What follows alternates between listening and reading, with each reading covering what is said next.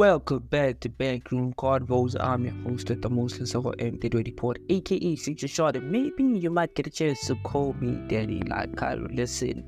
If you are a fan of pod, stay tuned because you might like what we are cooking. Please do not forget to follow, like, and comment, and leave a notification rather to get a notification for each and every time we release a new episode.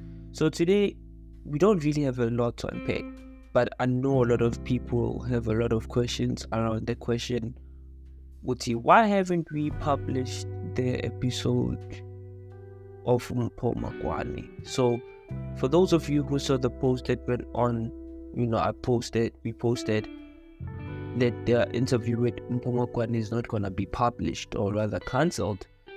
So I'm going to talk about that in this episode. So this series of episodes after this one will be very much shorter. So it's no longer 30 minutes episode, longer episodes. It's going to be very much shorter episodes, 15 minutes tops, and delivering, just delivering as much as we can on that 15 minutes, right? So I think maybe let's just dive into it, right? So the song of the day is Kusela by Kabza the Small featuring Umsaki. The song was released 2022 as a single by Kabza, and the song is 8 minutes 21 seconds long and currently sits at 9,130 on Spotify alone. So yeah, man, I hope you're good on a Tuesday morning, man. I hope you're good. So I think maybe let's just unpack as to why we didn't publish the interview by Mpho Makwana. So I think shout out to everybody. Shout out to Renuka Metili, who's the managing editor of Forbes Africa and Forbes Women Africa. Shout out to her for having that interview. She was incredible. I wasn't satisfied with how I delivered some of the questions, but I'm working to get better. It's been a minute since I hosted a guest, so I realized I need to go back into that mode where I'm really comfortable with asking questions or having conversation with the people that we have on the podcast, right? So I think I was so much fixated on who are we getting next? And obviously with the method that we were using, I just was putting a lot of energy towards, let's get A, B, and C. Let's try get him. And there was I think we were not being pragmatic as far as calculating the niche, the target audience, of which you need to take those into consideration. And if you understand that, you'd understand okay, my audience really is in this wave, or these people are like this, they like that, right? So this is me talking about the Mpho Makwana interview and how it came about. So there was I wasn't pragmatic when it came to the interview. I was just I'd really like to have Mpho Makwana sometime. I think there was a clip that I saw of Mpho Makwana where he was speaking, and I've always admired the guy from afar. Never, I've spoken to him a couple of times. So those of you who know, we go to the same church, but that was never the model that we had to use to get him to the podcast. I don't think he knows that we're from the same church, or if he saw because we did have a video, conversation between me and him. So I'm not sure if he picked it up then, but it wasn't because using church as as a way, or as, I don't know what's the word, forgot the word, as a selling point to the interview to say we're from the same church. There was strictly business. We sold what we had and pushed it out, and by God, I guess, he agreed. And for me, that interview would have been it, and I think in a sense it's still the it interview, as much as it's not published, but we still use it as a benchmark. We will use it as a benchmark, because I'll tell you this, he's a very big individual. He's done a lot as far as businesses, leadership. He's done a lot, right? So let me just break it down, Uguti, what happened.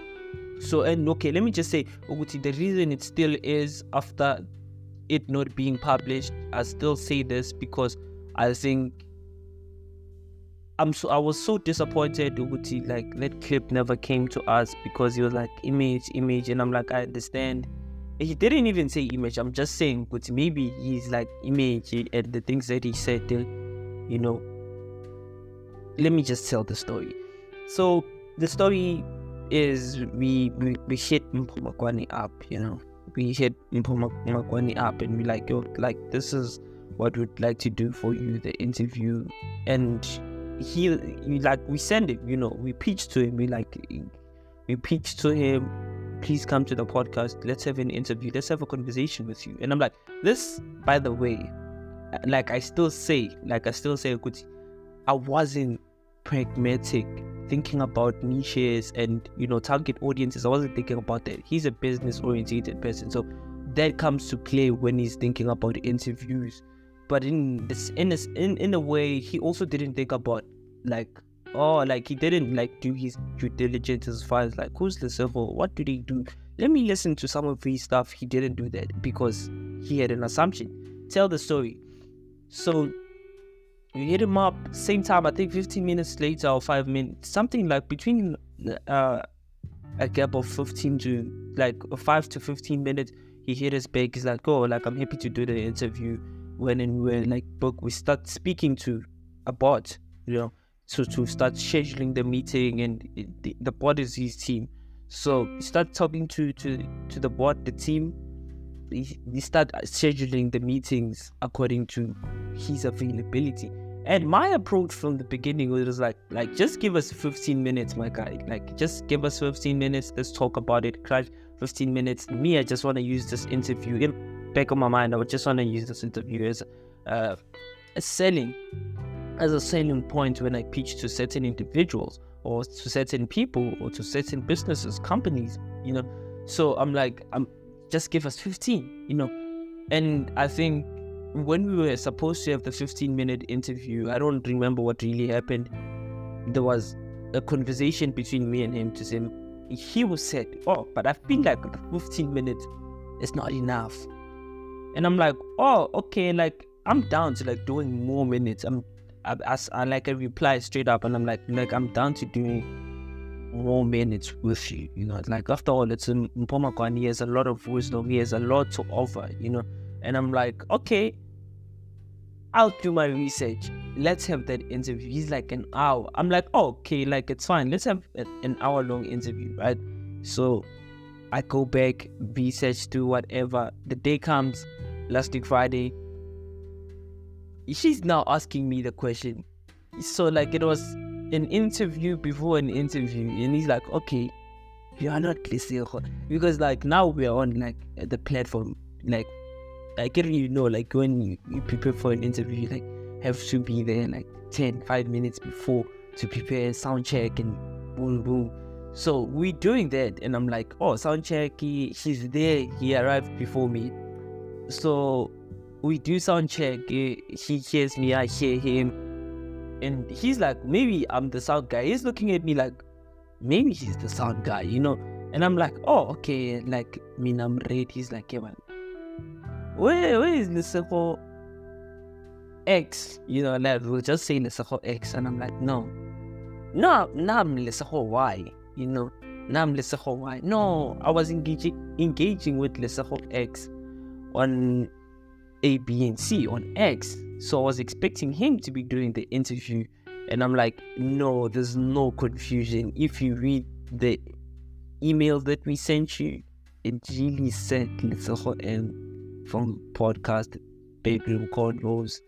So now I'm like, oh, okay, my guy, like when you just assumed without reading, or you just, you know, what's the word when you read over words? You just did that. You just went over, you said you saw Lesego. And maybe again, you never thought with maybe a platform as small as ours can, you know, have resources to get your email address to pitch the way we did. We thank you. If it's that, we thank you.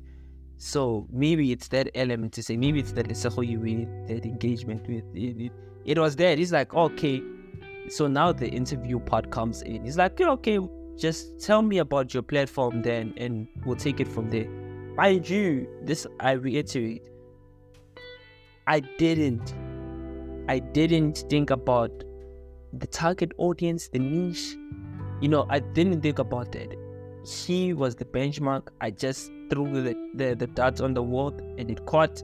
And I'm like, I'm running with this, So the interview comes. He's like, okay, tell me about your podcast. And I'm like engaging with him. This is our podcast, A, B, and C, A, B, and C, A, B, and C. So it's like target audience. This is where it went sideways. I'm like, okay. So our target audience is from 14 to 35. He changed his face. He changed the face. He's like, what? And I'm like, yeah, 14. So like basically 14 to 20. It's the lower peak. Then 25 to 35. That's like the sweet spot for us. But we try as much as we can to accommodate the 14 to 18. The 14 to 18. The audience between 14 to 18. He's like, nah, what am I going to say to a 14-year-old? And I'm a C-suite business person. I'm like boardrooms. Like how? Like what?